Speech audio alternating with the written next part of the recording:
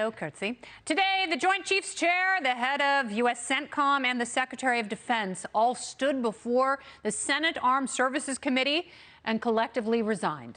Nah, not really, but they should have.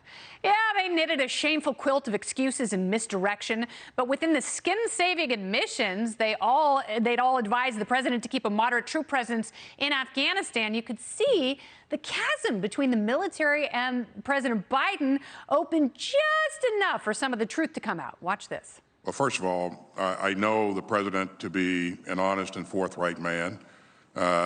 Secondly, it's a simple question, Secretary Austin. He said no senior military leader advised him to leave a small troop presence behind.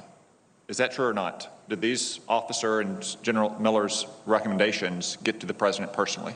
Their input was received by the president and considered by the president for sure. In terms of what they specifically recommended, Senator, as they just said, they're not going to provide what they recommended in confidence.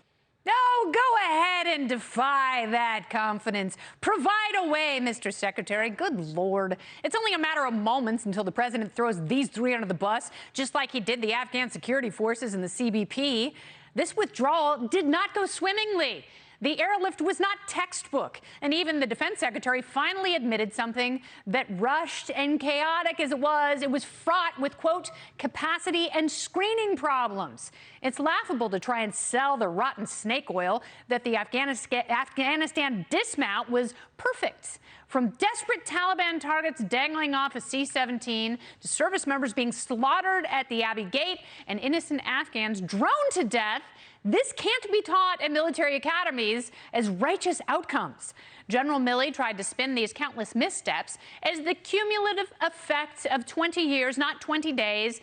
But don't use a long-term misguided war as cover for gross incompetence in retreat. At least Milley was honest when he said U.S. credibility has been damaged in the wake of the shameful epilogue. Now he needs to resign in shame to restore some of the damage to a nation that deserves so much better than all of this. And that's the memo. Just last month, President Biden claimed nobody recommended keeping any troops at all in Afghanistan. Remember this? Your military advisors did not tell you, no, we should just keep 2,500 troops. It's been a stable situation for the last several years. We can do that. We can continue to do that. No, no one said that to me that I can recall. Ding dong. Yeah, they did. But today at the White House, reporters pressed Jen Psaki on the president's decision to withdraw our troops and abandon Bagram Air Base. And Psaki responded with a statement that only further muddied the water, of course. The president made clear that the advice was split. He didn't outline what every individual conveyed to him in private advice, as I don't think anyone in the American public would expect. Obviously, they're testifying before Congress today. They're answering questions accurately. Well, if it's accurate, then someone's lying. If the advice was split, that means some generals recommended removing all troops and others recommended a moderate troop presence. So who said we should withdraw everyone? And was the president right to listen? Well, joining me now, look who it is. Retired Navy senior chief and Republican candidate for Wisconsin's 3rd Congressional District, Derrick Van Orden, is back. Because, Derrick, you did, what, 3 tours in Afghanistan? 2 tours in Afghanistan, 1 in Iraq, and then Bosnia and Herzegovina also. Yeah, so you've been all over the place. You have seen this from the inside out. You have led men and women into combat, and you have seen generals make difficult decisions. You have seen politicians lie. What happened here today, and who is lying? Today on national television highlighted the incredible credibility gap of President Joe Biden and the Biden administration. Just followed up with Jen Psaki's comments that just obfuscated even further. There's so much stuff that took place in that hearing today, and so many things to cover. I would just like to talk about 3 things. The first one was Senator Ernst when she said, just admit it, this was not a conditions-based withdrawal. They finally had to admit it. It was not, meaning it was the time was the only condition. That's the worst thing you could possibly do. So don't attack us, give us the Americans back, negotiate with the government of Afghanistan. There are 7 different preconditions that the Trump administration had laid out. But the Biden administration said, not just forget about it. Senator Inhofe said this, hey, quick question, how many Americans are there?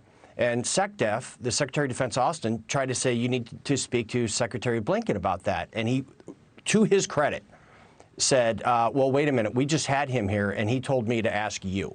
So you said initially there was between 10 and 15,000 American citizens in Afghanistan. You've pulled out about 6. So that leaves 4,000 to 9,000 American citizens left. But you just told me, excuse me, after the break, they came back and Secretary Austin said that there's less than 100 in the country. So those numbers simply do not add up. And then let me finish with Senator Tom Cotton. You showed him there, but what he finally asked General Austin, or excuse me, General Miley was, hey, look, all this stuff happened on your watch, essentially. Why don't you just resign?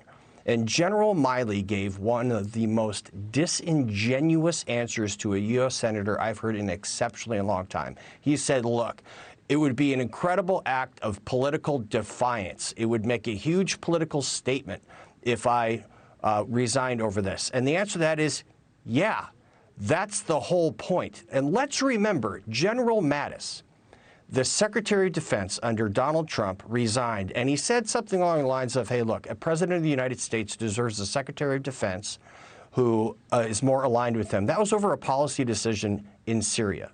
So here's the question to this Secretary of Defense, the Chairman of the Joint Chiefs of Staff. If you strongly disagree with the policy that you know where thousands of American citizens are going to be left to the hands of terrorists, don't you think that's worth resigning over? That's a question I would like an answer to. Well, even if there are, let's take him at his word. Let's say that Secretary Austin is telling the truth and there are only about 100 Americans left in the country who are trying to get out, who are desperate to get out. That's twice as many as there were in Iran in 1981. So aren't those lives worth saving? Aren't those lives worth conditions? Aren't those lives worth negotiating for? Aren't those lives worth a better withdrawal? And, you know, to General, you call him Miley, I call him Millie because there's 2 L's. You're probably right. Millie. Yeah, all right. But he was the one who was saying, you know, this whole thing has damaged American credibility.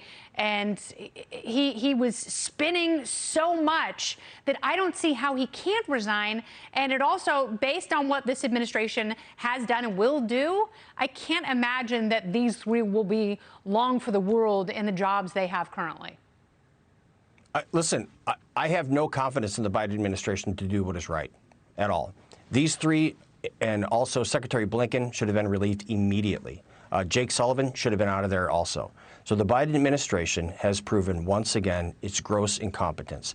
So either all of these generals lied to the President of the United States, or the President of the United States lied to the entire population You can't have it both of ways. the United States. Yes, you I mean, can't and have that goes back to Jen Psaki making this more confusing.